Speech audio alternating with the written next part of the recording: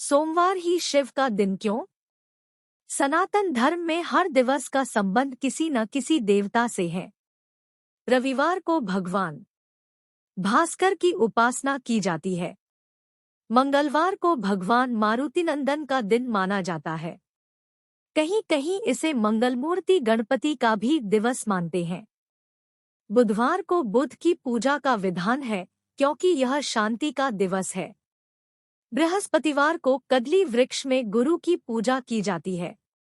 शुक्रवार भगवती संतोषी का दिवस प्रसिद्ध है, तो शनिवार को महाकाल रूप भैरव एवं महाकाली की सपर्या संपन्न की जाती है।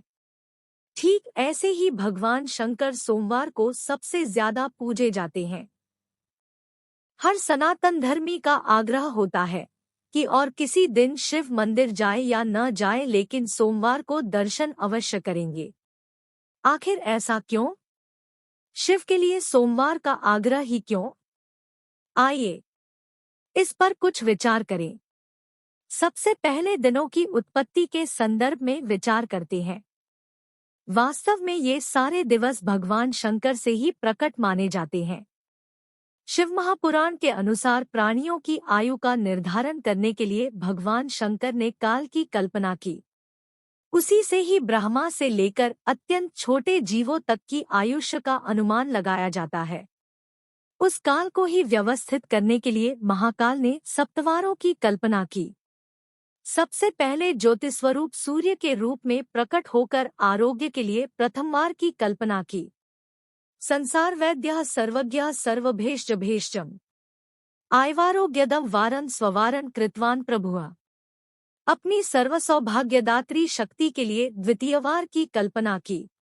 उसके बाद अपने ज्येष्ठ पुत्र कुमार के लिए अत्यंत सुंदर तृतीयवार की कल्पना की।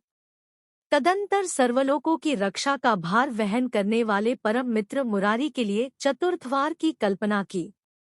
देवगुरु के नाम से पंचमवार की कल्पना कर उसका स्वामी यम को बना दिया।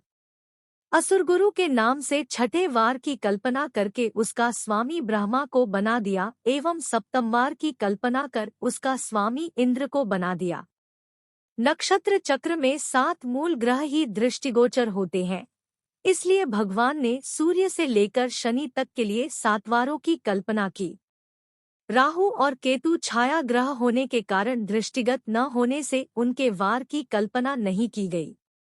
ऐसे तो भगवान शंकर की उपासना हर वार को अलग फल प्रदान करती है। पुराण शिरोमणि शिव महापुराण के अनुसार आरोग्यं संपत् चैव व्याधीनां शांतिरेव च पुष्टिरायुस्तथा भोगो मृतेर्हानिर्यथाक्रमम्। अर्थात स्वास्थ्य, संपत्ति, रोगनाश, पुष्टि, आयु, भोग तथा मृत्यु की हानि के लिए रविवार से लेकर शनिवार तक भगवान शंकर की आराधना करनी चाहिए। सभी वारों में जब शिव फलप्रद है तो फिर सोमवार का आग्रह क्यों? ऐसा लगता है कि मनुष्य मात्र को संपत्ति से अत्यधिक प्रेम होता है, इसलिए उसने शिव के लिए सोमवार का चयन किया। पुराणों के अनुसार सोम का अर्थ चंद्रमा होता है और चंद्रमा भगवान शंकर के शीश पर मुकुटायमान होकर अत्यंत सुशोभित होता है। लगता है कि भगवान शंकर ने जैसे कुटिल, कलंकी, कामी, वक्री एवं क्षीण चंद्रमा को उसके अपराधी होते हुए भी क्षमा कर अपने शीश पर स्थान दिया, वैसे ही भगवान हमें भी सिर पर नहीं तो चरणों में जगह अवश्य देंगे। यह याद दिलाने के लिए सोमवार को ही लोगों ने शिव का वार बना दिया। अथवा सोम का अर्थ सौम्य होता है। भगवान शंकर अत्यंत शांत समाधिस्थ देवता है। इस सौम्य भाव को देखकर ही भक्तों ने इन्हें सोमवार का देवता मान लिया। सहजता और सरलता के कारण ही इन्हें भोलेनाथ कहा जाता है।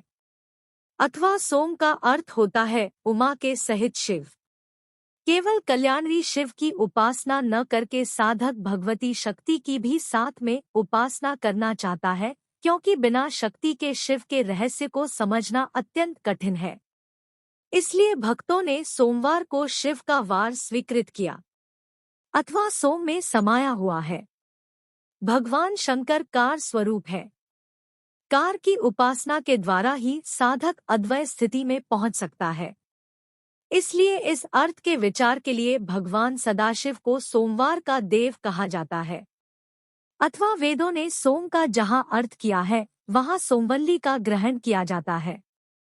जैसे सोमवल्ली में सोमरस आरोग्य और आयुष्यवर्धक है, वैसे ही शिव हमारे लिए कल्याणकारी हो, इसलिए सोमवार को महादेव की उपासना की जाती है।